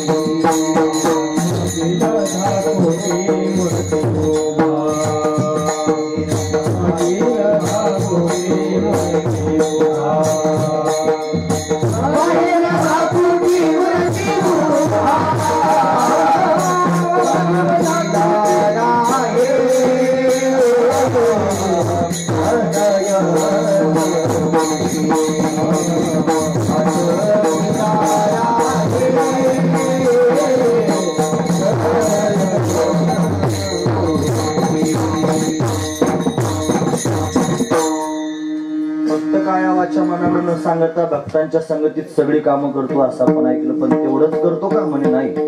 भक्तांच्या हृदयातच साठवला जातो आणि बाहेरही उभा राहतो सगुण साकार मूर्ती घेऊन. महत्वाची गोष्ट आहे, हृदयात साठवला जातो असं ज्या वेळेला आपण म्हणतो त्यावेळेस त्याच्यात एक संदेह निर्माण होतो. एखादी गोष्ट तेव्हा साठवली जाते जेव्हा ती आधी नसते. आधी नसली की मग आणायची साठवायची, मग आधी नसावा मग साठवावा. मग आधीच जर सगळ्यांच्या हृदयात आहे मग साठवला कसा? महत्वाची गोष्ट आहेच ना सगळ्यांच्या हृदयात. ये रवी सर्वांच्या हृदय देशी मी अमुका ऐकायसी जी बुद्धिस्फुरी अहर्निशी ते वस्तुगामी आहेच हृदयामध्ये. पण सामान्य रूपाने आहे सूर्यप्रकाशित सहस्र सूर्यानं सहस्र रश्मी म्हणजे किरण प्रकाशित करावे तसा सर्व घटीरामध्ये हा देही एक सूर्यप्रकाशक सहस्र रश्मी म्हणून त्याने आत्मा सर्व ठिकाणी व्याप्त आहे. पण तो त्यांनी ज्या दिवशी भगवान श्री गुरूंच्या रूपानं प्रगट होईल आणि श्री गुरु रूपानं प्रगट होऊन कृपा करील त्या दिवशी विशेष रूपानं प्रगट होईल. महत्वाची गोष्ट आहे. म्हणून मोटके गुरुमुखे उदय जत दिसे हृदय स्वयंभची असे मग प्रत्यक्ष भाव लागे तैसे अपैसयाची आपोआपच अनुभवाला येत.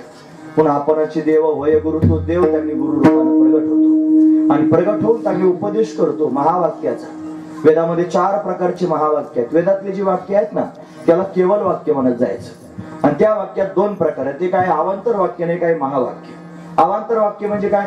ज्या वाक्यात फक्त जीव स्वरूपाचं किंवा फक्त परमात्मा स्वरूपाचं वर्णन केलं ते अवांतर वाक्य आहे. आणि ज्या वाक्यामध्ये जीव परमात्म्याची एकता सांगितली त्याला महावाक्य म्हणायचं. त्या महावाक्यात पहिलं महावाक्य आहे तत्वमसी तत्वमसी. या तत्वमसी महावाक्यात 3 पद आहेत तत्वम आणि असी. त्याच्यातले सुरुवातीची जे 2 पद आहेत त्याला वाच्यार्थ आणि लक्षार्थ आहे. तुम्हाला हे काय सांगायच्या टायमाला लावला आता आतापर्यंत चांगला म्हणतो प्रल्हाद नामकन हे सगळं हे लागला सांगायला आता. आणि हे मग कोणी सांगायचं आणि कधी सांगायचं आणि कधी ऐकायचं महत्वाची गोष्ट आहे. ऐका तत्वमसी महावाक्याचा उपदेश श्री गुरूंच्या माध्यमातून व्हावा आणि तो होणं अतिशय गरजेचं आहे. ज्ञान व्हायचं असेल तर श्री गुरूंनी उच्चारण केलेल्या महावाक्याचा श्रोताशी संबंध रूप प्रथम श्रवण हेच अपरोक्ष ज्ञानाचा हेतू आहे शास्त्र सांगतं. म्हणून श्री गुरूंनी उपदेश करावा. महत्वाची गोष्ट तत्वमसी महावाक्यातले पहिले 2 पद त्याचा वाच्यार्थ आणि लक्षार्थ. तत्पदाचा वाच्यार्थ होतो ईश्वर आणि तत्पदाचा लक्षार्थ होतो ब्रह्म. तोम पदाचा वाच्यार्थ होतो जीव आणि तोम पदाचा लक्षार्थ होतो त्यांनी महाराज आत्मा. आणि अशी पदानं त्यांचं ऐक्य सांगितलं बरोबर 11:15 वाजता ऐक्य सांगितलं. पण कोणाचं ऐक्य होईल? लक्षार्थाचं की वाच्यार्थाचं? महत्वाची गोष्ट आहे. म्हणून तर त्या लक्षार्थाचं ऐक्य सांगितलं वाच्यार्थाचं नाही. लक्षार्थ पाहिला तर ब्रह्म आणि आत्मा हे एकच आहेत हे अशी पदानं सांगितलं. ईश्वर आणि जीव त्यांनी महाराज एक होऊ शकत नाही. ईश्वराची उपाधी माया आणि जीवाची उपाधी अविद्या म्हणून 2 त्यांनी महाराज स्वतंत्र आहेत एक होऊ शकत नाहीत. ब्रह्म आणि आत्मा एकच आहे म्हणून ते ब्रह्म तू आहेस असं सांगितलं जातं. मग जीवाला कळतं अहम ब्रह्मास्मी मी ब्रह्म आहे. दुसरा महावाक्य अहम ब्रह्मास्मी. नंबर 3 अयम आत्मा ब्रह्म हा आत्माच ब्रह्म आहे. पण आत्मा म्हणजे काय? जो ज्ञान करून देतो प्रज्ञानम ब्रह्म ज्याच्यामुळे ज्ञान होतं ते ब्रह्म आहे. म्हणून असं त्याला महावाक्य म्हणावं आणि मग त्यानं बोध प्राप्त होतून विशेष रूपानं हृदयामध्ये बोध ठसावला जातो. म्हणून स्वरूपाचा बोध प्राप्त करून घेणं हे सुद्धा देवाला साठवणच आहे. आणि दुसऱ्या अंगाने जर पाहायचं ठरलं तर तोच परमात्मा सगुण साकार रूपाने सुद्धा भक्तांच्या हृदयात राहतो. 5 वर्षाच्या ध्रुवानं तपश्चर्या केली वनात निघाला त्याच्या सावत्राईने ढकलून दिला आणि जायला लागला. नारदजी महाराज भेटले आणि नारदानं उपदेश केला. हरे हे तत्तात गच्छ भद्रांते यमुनायास्तटं शुचे पुण्यम मधुवनम यत्र नित्यदा सानिध्यम हरिः. श्री हरीचं सानिध्य तुला मधुवनात प्राप्त होईल जा. आणि मग मधुवनात जाऊन तपश्चर्या केली. भगवंताचं ध्यान करू लागला. नारदानं सांगितल्याप्रमाणे ओम नमो भगवते वासुदेवाय वासुदेवाय नमः वासुदेवाय वासुदेवाय नमः वासुदेवाय. ओम नमो भगवते वासुदेवाय ओम नमो भगवते वासुदेवाय वासुदेवाय नमो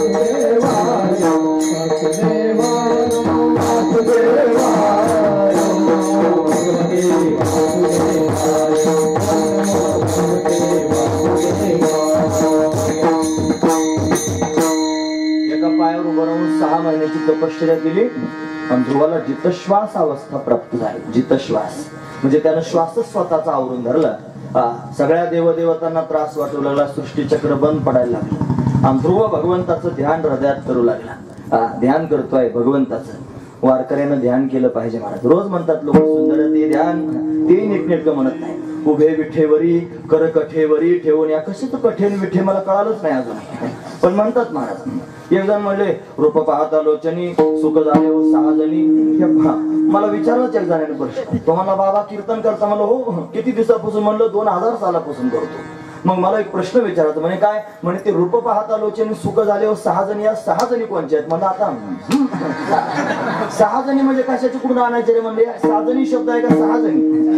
म्हणजे त्याचा अर्थच समजत नाही, फक्त म्हणायचंच काम आहे महाराज. जाणून म्हणत जा. आमचे गुरुजी ज्यांच्याकडे आमचं श्रवण झालं, ग्रंथांचं श्रवण झालं, वैकुंठवासी पंढरनाथ महाराज देवकर जे गुरुजींचे शिष्य होते. गुरुजी म्हणजे वैकुंठवासी रंगनाथ महाराज परभणीकर. गुणगुण गुणगुण करता करता एक दिवशी आम्ही म्हणून नवीन गेलो त्यावेळेला संताने सरिता केलो तैशापरी चंदनाने बोरी व्यापी आल्या. मला म्हणजे परत मला संताने सरिता. म्हणजे सरिता काय रे? सरिता नाही, सरता.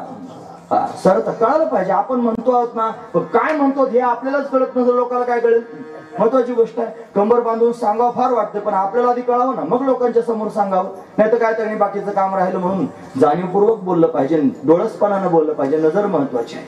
परमार्थात नजरच महत्वाची. गुरुजी विचारायचे परमार्थ कोणाचा? गरीबाचा का श्रीमंताचा? लोक भांडायचे, कोणी म्हणायचं गरीबाचा, कोणी म्हणायचं श्रीमंताचा. गुरुजी म्हणायचे थांबा, भांडू नका. मग परमार्थ गरीबाचा नाही, श्रीमंताचा नाही, परमार्थ नजरेचा. ज्याला नजर आली त्याचा परमार्थ, ज्याला नजरच नसेल त्याचं काहीच काम नाही परमार्थात. पण त्यांनी परमार्थ नव्हे, लेकुराच्या गोष्टी. लेकराचं काम नाही. लेकरू शब्दाचा अर्थ फक्त वयानं लहान समजू नका. काही 80 वर्षाची लेकर आहे, समजणार होऊन जाणार. वयानंच वाढले, फक्त अंगानं वाढलेल्या माणसाला जर त्यांनी बोधच प्राप्त, एक ग्रंथ वाचला म्हणजे त्याचं नाव आहे बालबोध. तर्कसंग्रह नावाचा ग्रंथ आहे ना, तो ऐकत असताना त्याची सुरुवातच असे, बालानाम सुखबोधाय क्रियते तर्कसंग्रह. बालकांना सुख देण्याकरिता. हे बालक म्हणजे लहान लेकर नाही, बालक म्हणजे जे बुद्धीनं लहान आहेत ते. म्हणून बुद्धीच महत्वाची. ज्ञान कळण्याकरिता लागते बुद्धी, ज्ञान पटण्याकरिता लागतं पुण्य, आणि ज्ञान झेपण्याकरिता लागतो अधिकार. जर अधिकार नाही झाला तर लेकरच आहेत सगळे. महत्वाची गोष्ट आहे, म्हणून कळालं पाहिजे. ही त्याने अतिशय महत्वाची गोष्ट. देव हृदयात आहे. ध्रुवजी त्यांनी भगवंताचं चिंतन करतात. पुढच्या मुद्द्यात जाऊया. ध्यान करू लागले. वारकऱ्यांना ध्यान करत जावं. सुंदर ते ध्यान. इथून आपण पुढे गेलो. उभे विटेवरी करकटावरी ठेवून या ध्यान करू लागले. ध्रुवजी भगवंत चरणांपासून सुरुवात केली. अतिशय दिव्य असणारा परमात्मा, सावळा सुकुमार असणारा भगवान ध्रुवाच्या समोर चतुर्भुज रूपाने उभा आहे. त्याच्या हृदयामध्ये तो त्यांनी भगवंताला साठवतोय. कर्दळीच्या गाभ्या समान भगवंताचे चरण आहेत. त्याच्या पायाची नख स्फटिकासारखे दैदिप्यमान आहेत. भगवंतांना पिवळा पितांबर धारण केलेला आहे. त्याची कंबर सिंहासारखी लवचिक आहे. त्याचं उदर त्रिवलीने युक्त आहे. ज्याची नाभी अतिशय सखोल आहे. त्याचं वक्षस्थल विस्तीर्ण आहे. त्याच्या छातीवर ब्राह्मणानं मागलेल्या पायाचा ठसा श्रीवत्सलांचन शोभून दिसतंय. त्याचा कंठ अतिशय सुंदर आहे, शंखासारखा शोभून दिसतोय. त्याच्या कंठामध्ये कौस्तुभ मणी आहे. त्याची हनवटी टांगणे अतिशय मोहक आहे. त्याचे कपोल म्हणजे गाल अतिशय दिव्य आहेत. त्याची नासिका म्हणजे नाक सरळ आहे. भगवंताच्या भुवया धनुष्याकृती आहेत. त्याचे डोळे कमला समान आनंददायक आहेत. भगवंताचं कपाळ उंच आहे. त्यानं कपाळावर मलयागिरी चंदन लावलेलं आहे. त्याच्यावर केशराची ओटी दिलेली आहे. त्याच्या मस्तकावर सोनेरी रंगाचे कुरळे केस आहेत. त्यानं मस्तकावर मोर मुकुट धारण केलेला आहे. त्याच्या कानामध्ये मकराकार कुंडले आहेत. त्याचे ओठ कुंदर फुलासारखे लाल आहेत. देवाचे दात रत्नांची ओळी ठेवल्यासारखे सुंदर दिसत आहेत. त्याला 4 हात आहेत. 4 हातांमध्ये शंख चक्र गदा आणि पद्म भगवंतानं धारण केलेले आहेत. आणि स्मित हास्य भगवान करतोय. आणि ध्रुव त्यांनी हृदयामध्ये भगवंताचं चिंतन करत त्याच्या मुखारविंदाकडे पाहत पाहत स्वतःला विसरून गेलेला आहे. तुम्ही ऐकतात ना सर्वजण? माझ्या शब्दांबरोबर जर तुम्ही प्रवास केला असेल तर तुम्हाला माझा भगवान दिसला असेल. महाराज त्याला पाहिलं पाहिजे, आणि असंच पाहिलं पाहिजे. हाच खरा वारकरी आहे, जो भगवंताचं चिंतन करतो. बाहेरून केवढे नाटक केलं तरी देव भेटत नाही महाराज.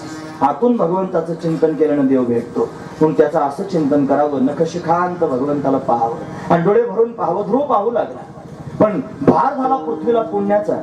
आणि पृथ्वी भगवंताकडे गेली म्हणे देवा फार पुण्य वाढलं. ध्रुव त्यांनी चिंतन करतोय आणि त्याच्या पुण्यानं मला ओझं झालेलं आहे. लवकर जाण देवा, ध्रुवाला दर्शन द्या. भगवान म्हणले मी जाणार आहे, पण ध्रुवाला दर्शन देण्याकरिता नाही, मी माझ्या ध्रुवाचं दर्शन घेण्याकरिता जाणार आहे. त्याचा अधिकार तेवढा झाला. पण भगवान हृदयातून गुप्त झाले. आणि गुप्त होऊन ध्रुवाच्या समोर प्रत्यक्ष प्रगट झाले. साठविला राहे हृदय संपुष्टी आणि बाहेर दाकुटी मूर्ती बाहेर उभा राहिला. ध्रुवाच्या मुखारविंदाकडे पाहू लागला. ध्रुवानं काहीतरी मागावं अशी अपेक्षा करू लागला. महत्वाची गोष्ट आहे. पण ध्रुवाला काही बोलताच येणार. लोक म्हणतात आढळपद मागायला गेलं, देवाला पाहून विसरला, आढळपद विसरला, बोलताच येईना, शब्द फुटेना. मग देवानं शंख आपल्या हातातला घेतला आणि ध्रुवाच्या गालाला लावला आणि तो गालाला शंख लावल्याबरोबर दिव्य शक्तिपात झाला. आणि या शक्तिपातातून त्यांनी मला ध्रुवाला शक्ती प्राप्त झाली. बोलू लागला, हरे हा योंत प्रवेश्य मम वाचमिमां प्रसुप्तां संजीव यत्यखिल शक्तिधर स्वधाम्नां अन्या शास्त्र चरण श्रवणत्वगादीन प्राणान् नमो भगवते पुरुषाय तुभ्यं. ध्रुवानं भगवंताचं स्तवन केलं. आणि हे स्तवन अतिशय महत्वाचं आहे. भागवतामध्ये स्तुती आहे. 4 प्रकारचं भागवत आहे.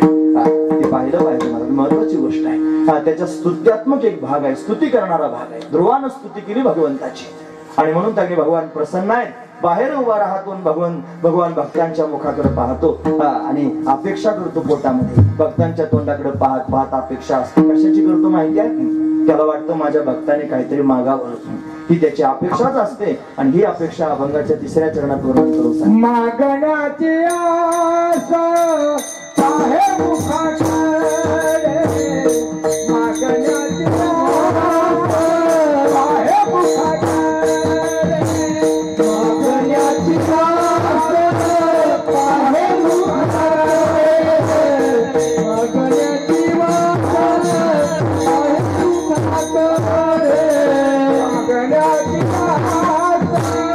आहे मुखाकडे, मागण्याची आस आहे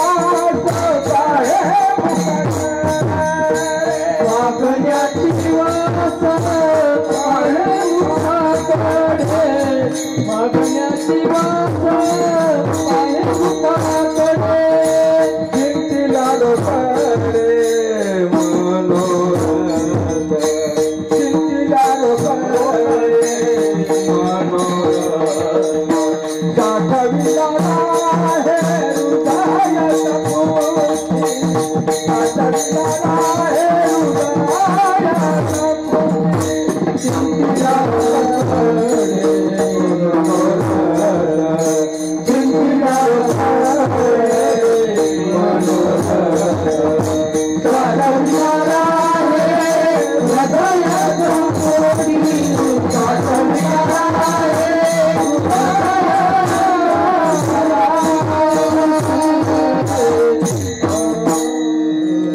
भक्तांच्या मुखारविंदाकडे पाहतो आणि पाहून त्यांनी महाराज असा त्याच्या मनातला भाव असतो की माझ्या भक्तांनी मला काहीतरी मागावं, म्हणून त्यांनी पाहतच राहतो. पण त्याच्यात पुन्हा असं घडतं, भक्त सुद्धा त्याच्यासारखेच आहेत. तो जसा कृपाळू आहे, दयाळू आहे, अकारण करुणा करणार आहे, तसे भक्त सुद्धा त्यांनी महाराज करारी असतात. त्याच्याकडे काहीच मागत नाहीत महाराज, आणि काहीच मागत नाहीत म्हणून हा सुद्धा भक्तांच्या मनातलं जाणतो आणि त्यांना प्राप्त करून देतो. महत्वाची गोष्ट आहे. चिंतेल्या रोकडे मनोरथ त्यांच्या मुखाकडे पाहत राहतो आषाढ होतून. त्यांनी काहीतरी मागावं, मागितलं नाही की मनातलं जाणतो प्राप्त करून देतो. एकदा काय झालं माहिती आहे? एकदा अर्जुनाला भगवान म्हणले, बघ अर्जुना, आपण जरा काम्यक वन पाहायला जाऊ. तुम्हाला माहिती आहे काम्यक वन? वृंदावनामध्ये म्हणजे गोकुळाच्या आसपास त्यांनी 12 वन आहे. त्या 12 वनामध्ये काम्यक वन आहे. फार सुंदर आहे महाराज. देवता सुद्धा पाहायला येतात असं वन आहे. गेले अर्जुनाला घेऊन. गेल्यानंतर त्यांनी महाराज ते बाहेर रथ त्यांनी उभा केला. अनुभव केल्यानंतर खाली उतरले. अर्जुनाला म्हणले, बघ अर्जुना, जाऊ नये म्हणले, तुझा वन पाहुणे 11ला अजून 5 मिनिटं कमी आहेत, जा म्हणे तुला. मी ती घोराचा थोडा खरारा करतो, तू जाऊ नये. गेला अर्जुन आतमध्ये गेला आणि त्यांनी महाराज वन पाहायला सुरुवात केली. फार सुंदर झाडं, फार सुंदर फुलं, कळ्या उमलल्या होत्या. फार आनंद वाटला. मनात त्याच्या विचाराला, तुम्हाला इथं सुभद्रा असती तर किती बरं झालं असतं. सुभद्रा म्हणजे अर्जुनाची मावशी नाही ना, म्हणजे तुम्ही ऐकता आता. असं महत्वाची गोष्ट आहे. सुभद्रा म्हणजे अर्जुनाची पत्नी, त्याची बायको. आणि त्याचं एवढं सुंदर वन पाहिलं आणि बायकोचं ध्यान झालं. आता काय करायचं? आता बायको कुठे आहे? तिथे ती घरी आहे. देवानं विचार केला, माझा अर्जुन याच्या मनात असं आलं की माझी बायको जर असते तर किती चांगलं झालं असतं. घोड्याचा खरारा सोडून दिला आणि गुप्त झाला आणि सुभद्रेच्या रूपात समोरून आला अर्जुनाच्या. अरे सुभद्रे तू कशी काय आली? म्हणे का तुम्हाला वन पहा वाटतं, आम्हाला नाही वाटत. म्हणे वाटतं ना, नंतर आले. म्हणे आता जास्त बोलायचं नाही, आपण दोघे बरोबरच वन पाहू. गेले वन पाहायला. मस्तपैकी त्यांनी हे फुलं झाडं सगळे पाहिले, गप्पा मारीत मारीत फिरले आणि उशीर व्हायला लागला. म्हणे बघ आता गेलं पाहिजे. तुझा तो खडूस भाऊ त्यालाच म्हणतोय अर्जुन बाहेर उभा घोड्याजवळ म्हणे. आणि आपल्याला जर उशीर झाला मला यायला तर काय म्हणेल, गेलं पाहिजे म्हणे. आता जा म्हणे, तू कुठून आली ती निघ. ती म्हणले मी जाते खरी पण अशी नाही जाणार. म्हणे कसं काय? आपण इथं भेटलो, एवढ्या सुंदर वातावरणात भेटलो, काहीतरी आठवण नको का भेटीची? पण काय आठवण द्यायची? म्हणे ती तुमच्या हातातली अंगठी आहे ना, तेवढी द्या म्हणे मला ध्यानात ठेवायला. अंगठी द्या म्हणे. अरे मला ब्राह्मणाने दिली म्हणे, त्याच्यात पुष्करात खडा घातले नाही म्हणे, बाकीचं माहित नाही, मला आठवण म्हणून द्या. आता काय करायचं? हो नाही करता देऊन टाकली तिच्या हातात अंगठी सुभद्रेच्या. आणि ती देवच होता, घातली बोटामध्ये. आणि अर्जुन जायच्या आधी भगवान गुप्त होऊन परत घोड्याजवळ उभा राहिलं की म्हणे पाहिलं का अर्जुनावर? म्हणे पाहिलं. एकटाच होता का? हो म्हणे एकटाच होतो. खोटं बोलला. खोटं बोलला अर्जुन. आता कसं काय सांगाल बायको आली होती म्हणून? रथात त्यांनी बसले, भगवान रथ घेऊन निघाला. आता हा खोडीलच आहे महाराज बाबा. याने काय केलं माहिती? चाबूक हातात घेतला आणि असा अर्जुनाच्या तोंडाकडून यायचा, असं एकदम अंगठी दाखवायला असं करायचा, लांबून दाखवायचा, हटाट म्हणायचा घोड्याला आणि ती अशी अंगठी दाखवायचं. पण अर्जुनाला काही कळालंच नाही, येडाच होता. गेला रथ, त्यांनी दारात जाऊन थांबल्याबरोबर अर्जुन रथातून उतरला असाच घरात पळा. सुभद्रे लगेच सुभद्रा आली बाहेर. म्हणे काय झालं? माझी अंगठी दे म्हणे. आता ती ओरिजिनल सुभद्रा होती. ती म्हणे कशाची अंगठी? आता घेतली होती म्हणे वनात, दे म्हणे माझी अंगठी परत. अहो अंगठी कशाची? मला समजत नाही म्हणे. खोटं बोलू नकाच म्हणे. हो म्हणे तुम्ही असं काय करता? अजून पौर्णिमेला टाइम आहे, आज एकादशी आहे. पण झालं काय तुम्हाला नेमकं? टोन झालं की काय? अंगठी मागताना आमकं झालं म्हणे, फलानं काय झालं? खोटं बोलू नकाच म्हणे. माझी अंगठी घेतली, मारायला लावलं तुझं काय म्हणून. तिनं मोठ्याने हाक म्हणली, दादा म्हणल्याबरोबर भगवान प्रकट झाले दोघांच्या मध्ये. सुभद्रावती अर्जुन त्यांनी भांडण सुरू होतं, देव मध्येच उभा राहिला म्हणजे काय झालं रे? याच्याकरता दिली की म्हणे तुला माझी बहीण. तू आज संन्यासी होण्याजनी चोरणे आणली माझी भगिनी. सुभद्रा दिली होती ना महाराज अर्जुनाला. बलराम दादाला वाटायचं दुर्योधनाला द्यावी, पण यानं बळच अर्जुनाला दिली. म्हणजे कुरुक्षेत्रावर गेले सगळेजण आणि हे सगळेच गेले तिथं. त्यांनी महाराज अर्जुनाला सांगितलं तू साधू हो.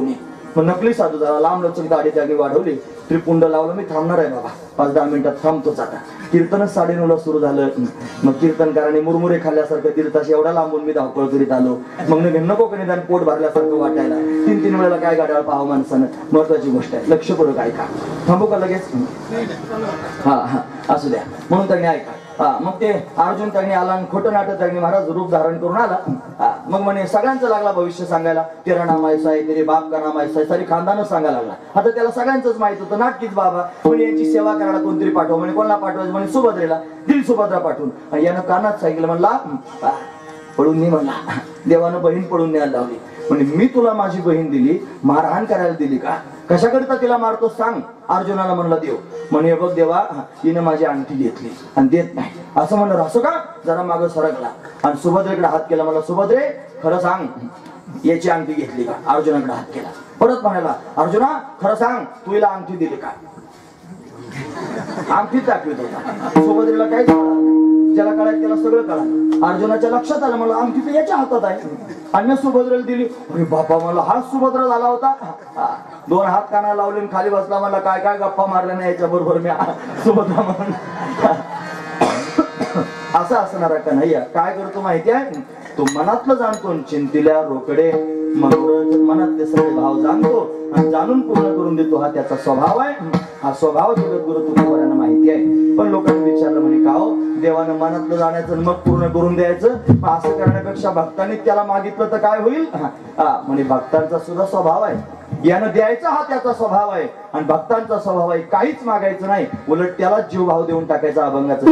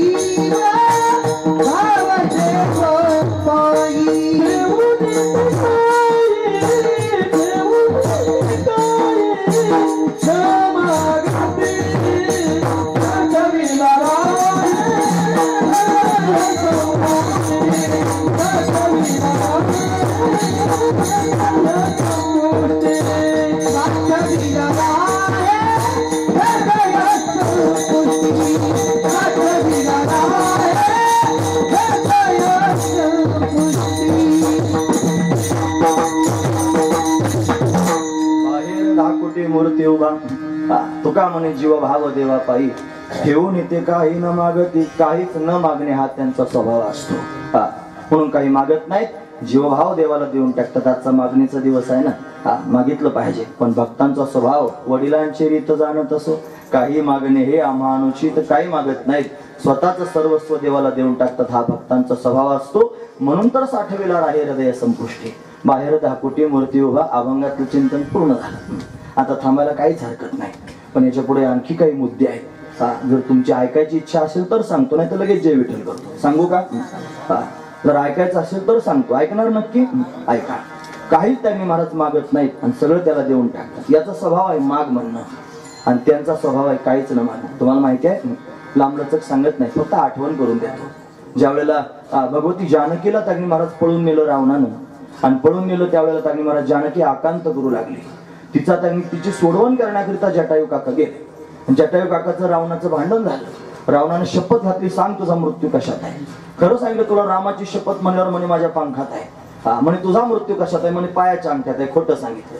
खाली वाकले की पंखच तोडून टाकले. सीतेला घेऊन गेला रावण, आणि खाली जटायू काका पडले. राम राम राम सारखा मुखातून शब्द बाहेर पडत होता. राम प्रभू आले, आणि आल्यानंतर त्यांनी मला शब्द ऐकला, कोण राम म्हणतोय. पाहिलं तर जटायू काका होते. जटायू हा दशरथाचा मित्र आहे आणि राम प्रभूंच्या ओळखीचा आहे. घाईघाईनं समोर गेली, ओळखलं, काका तुम्ही? असं म्हणले, हो. कुणी अशी अवस्था केली? सगळा वृत्तांत सांगितला.